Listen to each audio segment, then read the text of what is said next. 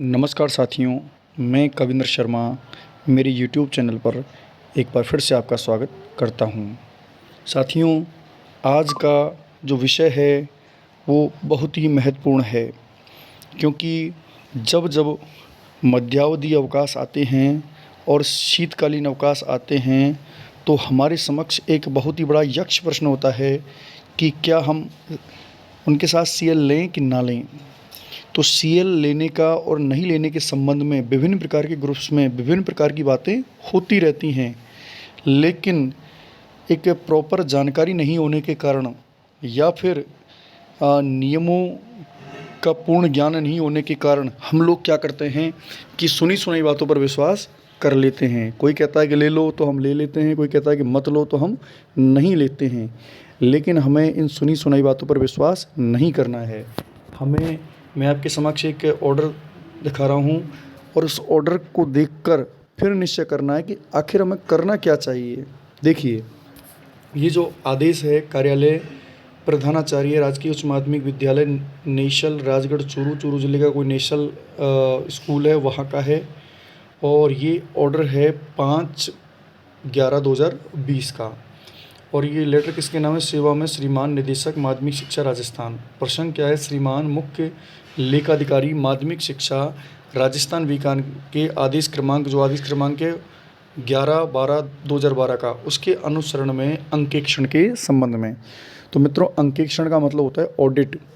तो एक ऑडिट हुई थी स्कूल में और उस ऑडिट के संदर्भ में क्या है, विषय क्या है, विषय देखते हैं। विषय है सेवानिवृत्त कार्मिक श्री केशवानंद शर्मा वर्मा प्रधानाचार्य व श्री बलबीर सिंह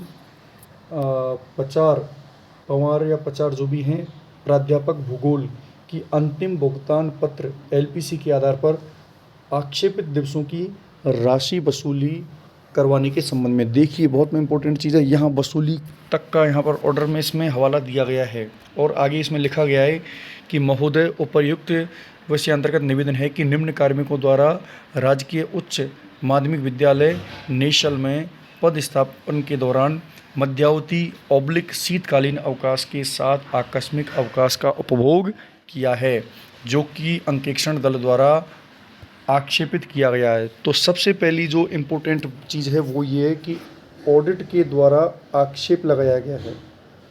किस चीज़ का आक्षेप लगाया गया है? कि मध्यावधि और शीतकालीन अवकाश के साथ आकस्मिक अवकाश को अपन कहते हैं सीएल, यानी सीएल ली गई है इन दो कार्मिकों के द्वारा। और जब ऑडिट हुई तो ऑडिट के जो दल हैं उस ऑडिट दल के द्वारा इसमें इस प्रकार का आक्षेप लगा दिया गया है कि आपने इस प्रकार से जो इस सीएल का उपयोग किया है वो नियम अनुसार सही नहीं किया। तो इसमें विवरण में आप देखिए, विवरण में क्या लिख रखा है, कार्मिक का नाम लिख रखा है, डेट लिख रखी है और उस डेट में आप देखिए वैकेशन के क्रम में 12/11/7 और 13/11/7 ये दो डेट हैं। ये आकस्मिक अवकाश लिए गए हैं और इनकी सेवानिवृत्ति भी हो चुकी है। तो ये 2 दिन जो आकस्मिक अवकाश हैं ये वैकेशन यानी छुट्टियों के साथ लिए गए हैं। कौन सी? या तो 12/11 का मतलब हो गया मध्यावधि अवकाश होगा, उस समय शीतकालीन अवकाश नहीं, सॉरी, मध्यावधि अवकाश जिसको अपन दीपावली का अवकाश कहते हैं वो अवकाश होगा। और 2 दिन का ये वेतन है, इसकी वसूली इनसे की जा रही है।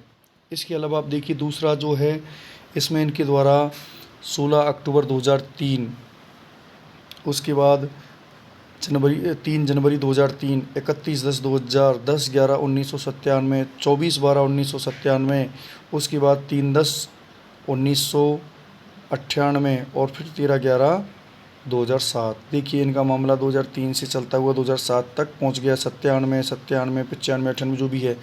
तो इनके कुल मिलाकर दिवस कितने हो रहे हैं? इनके दिवस हो रहे हैं 28 दिन, यानी 28 दिन की वसूली इनसे करने का जो पैरा ऑडिट के द्वारा बनाया गया है वो इस लेटर में वर्णित किया गया है।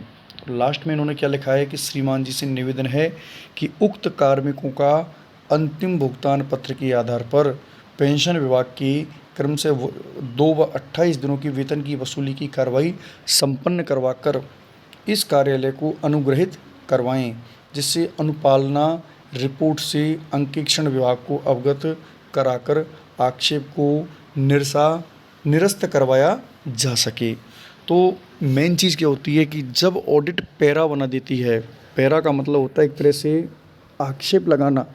यदि ऑडिट ने आक्षेप लगा दिया है तो इसका मतलब कहीं ना कहीं नियमों में वो बात है, तभी ऑडिट आक्षेप लगाती है। नियम विरुद्ध आक्षेप ऑडिट नहीं लगाती है।